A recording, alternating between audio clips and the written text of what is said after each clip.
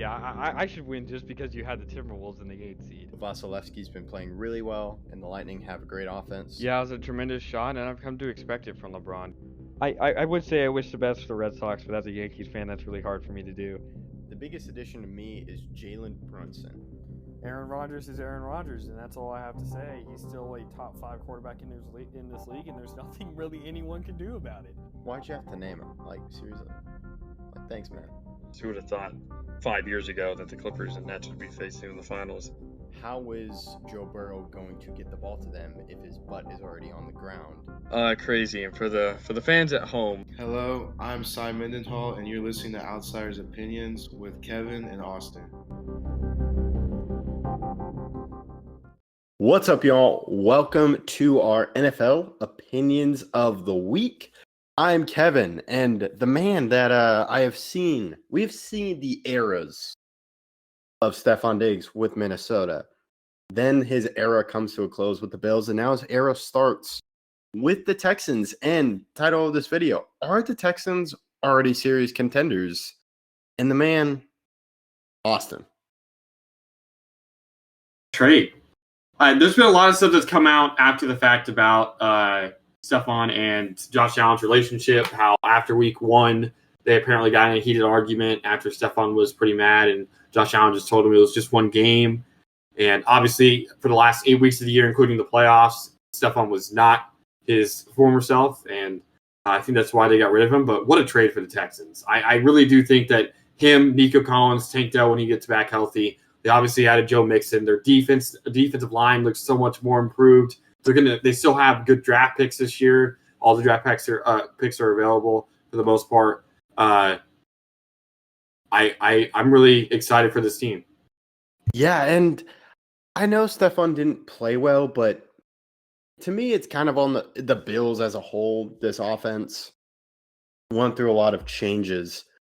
So maybe Josh Allen and Diggs couldn't last together, just personality-wise. But I love this move by the Texans. I also am kind of a fan of the contract, the voiding of the 3 years, because it's a short-term thing. If it does not go well, they just lose the second-round pick. Yeah, and it's $23 million, I believe. So that's not. Yes. I mean, it's a lot, but that's not otherworldly for a player that's definitely still one of the elite receivers in this league. And if it really doesn't work, they're not tied to him for 3 more years.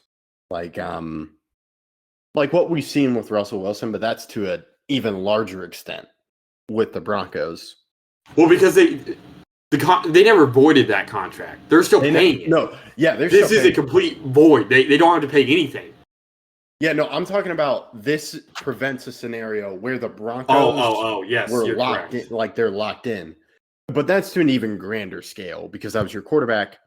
But this prevents you from, if it doesn't work, if the theories of Stefon Diggs of not being a good wide receiver anymore, which maybe that's not even a narrative, but he's not a true number one. I think it's more about him being not a great teammate. Okay. Then if that's true, they just have him for 1 year. They're gone. So I like that idea of it, but I also like he is a good wide receiver. And I wonder, I don't know both of the people, but CJ Stroud, there were a lot of articles, I never fully read them, of him just using his leadership. Maybe that leadership is something different to Josh Allen, because I don't know if we've seen that from Josh Allen, the leadership aspect for the team. That would definitely be cause for question. I definitely think so. I do think it's a little bit worrisome that 2 playoff teams, the Vikings were still a playoff team when they had Diggs, and obviously the Bills decided to trade him while he was still playing well. I do think that the rumors about him not being the greatest teammate have some basis in factuality. They may be overanalyzing, or maybe he's just trying. Maybe they just get tired of the same thing over and over, and Diggs is just tired that every year the same thing happens with the Bills or same thing happens with the Vikings, and maybe it'll be different now, especially with a great head coach with the Texans. But I do feel like there's some basis of truth in that, and But I do think Stroud's also strong-minded, so it wouldn't really affect him as much as it may affect Josh Allen or another quarterback. Yeah, I think there are always like some bad teammate, or there may be some teammates where they're not the best overall focused on the team. But I think depending on the type of environment, that can work. So, but it goes back to this is just a 1-year thing. But I really like what this does for CJ Stroud and the Texans. This offense is just stacked. You mentioned Tank Dell, you mentioned Nico Collins. They also have Dalton Schultz. They also have Joe Mixon. This just gives more weapons to CJ Stroud, who already performed well, outperformed my expectations because he just burst on the scene. I thought it would be a slow crescendo, but no, he just burst out onto the scene. No crescendo needed. So this gives him a lot of help. And man, this is going to be tough for defenses. I definitely think so. And D'Amico Ryans is a defensive head coach, obviously, but pairing him with so many offensive talented players, this gives me, and again, this example is not necessarily the greatest in the world because I know that these other people I'm referencing have a lot more experience, but heading in, this is very Bill Belichick, Tom Brady. This is very defensive head coach and a very good QB, and you're getting him, while Brady obviously didn't have the Stefon Diggs or Nico Collins or Tank Dell when he was early in his career, but just pairing a great quarterback when he's young with a great defensive head coach, I think could be very powerful because D'Amico Ryans doesn't have to worry about the offensive side of the ball. It's, hey, just give it to Stroud and my OC. And that was true with Belichick and Brady. Belichick obviously would talk about Brady and meet with Brady about the offense, but he never had to worry. It was never something he had to think about. And now D'Amico Ryans getting all these great defensive players as well. I'm excited this year. I think Ryans is still one of the best coaches. He's one of the best coaches in the league, in my opinion. And I think the Texans will very easily, I don't even think I'm that crazy in saying it, very easily win the division this year. And I do think that they will, I think they're serious contenders. Yeah, and to mention the OC, they have the same OC from Stroud's rookie year to this year. Bobby Slowick, he decided to stay. This gives him more weapons, and this can really help Stroud's development. And it takes advantage of the financial thing, like I've talked about Kirk Cousins and just the contract you need to pay him.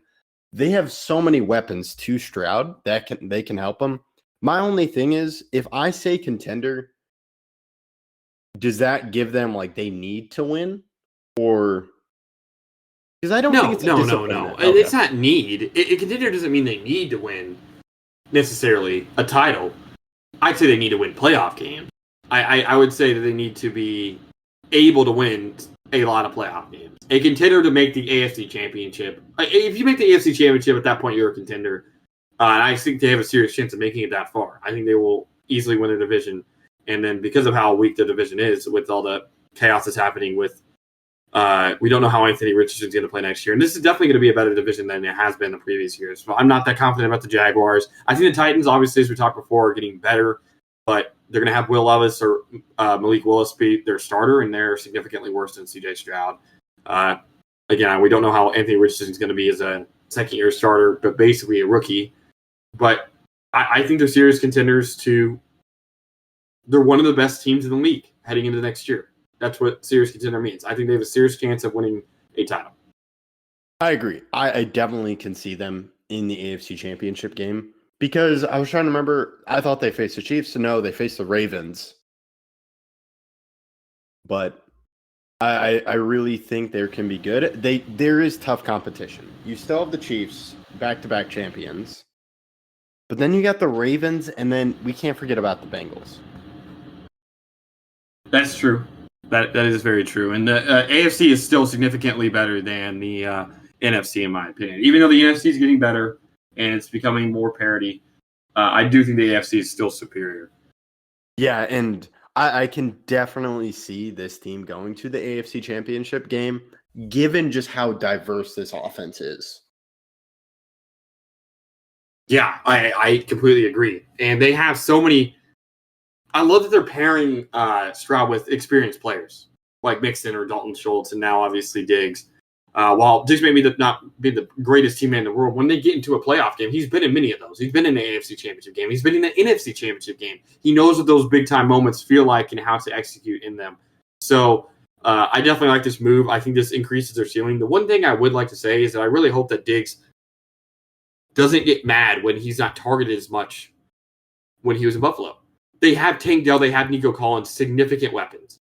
They have Dalton Schultz, a very good tight end. Not every touch is going to go to Diggs like it did in Buffalo, where it was a lot of Josh Allen find Diggs however way possible because the second wide receiver in Gabe Davis wasn't the greatest at times. I feel like there'll be a lot more of spreading the ball around. I really hope that doesn't rub Stefon the wrong way. Yeah, it's a great point, and I think that's kind of going to be on Stroud in the communication. I also love this because of the X's and O's.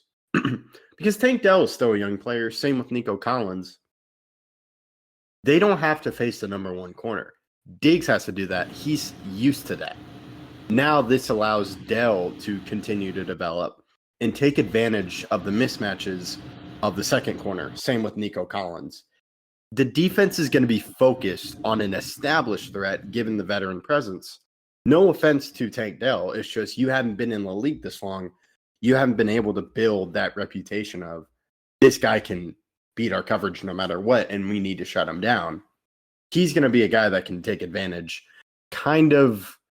I almost kind of want to think about Amari Cooper and CD Lamb when he was younger. But Amari you just Cooper added another receiver. Yeah. Because you have Nico Collins and Tank Dell. You have both. Yeah. And Amari Cooper was the established number one. But then CD Lamb took advantage of this mismatches. And it's impossible to double. Yeah.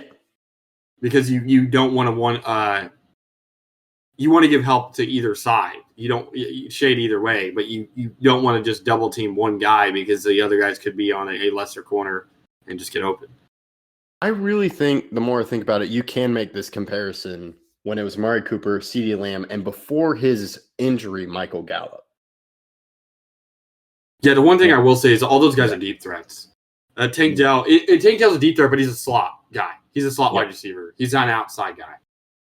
So you could play all three of those guys at the same time, which I don't think they played Gallup, CD, and Amari on the field at the same time very often, unless they were five wide or if they were very we have to pass now. But with a slot receiver and two wide guys, you usually have that. Those would be your three guys. You have a tight end, and then you have a running back. So wow. And again, that tight end is Dalton Schultz and that running back still mixed in that quarterback, CJ Stroud. You get Laramie Tunsil back. Your O-line's getting better. You'll be able to draft. I'm really excited for this team. And the thing that goes is I believe they got a second-round pick from the Vikings for that first-round pick.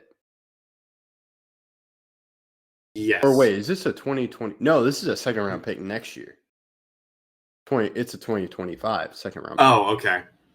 So this is a 2024. So they still have a way to take advantage of a deep O-lineman draft. Yeah, that's big. Yeah, you're right. So yeah, huge. We're both heavily in favor of this, and I just can't wait to see what happens. Yeah, I completely agree. This is going to be an exciting year. There's a lot of new age teams coming around, and I can't wait to see who takes the throne. Yeah, and we'll keep you updated through that for our listeners. Make sure you're following our Twitter and our Instagram for all the updates. We appreciate you listening. You can also hit the bell and like and comment. We appreciate all the comments, and thank you for listening to Outsiders Opinions.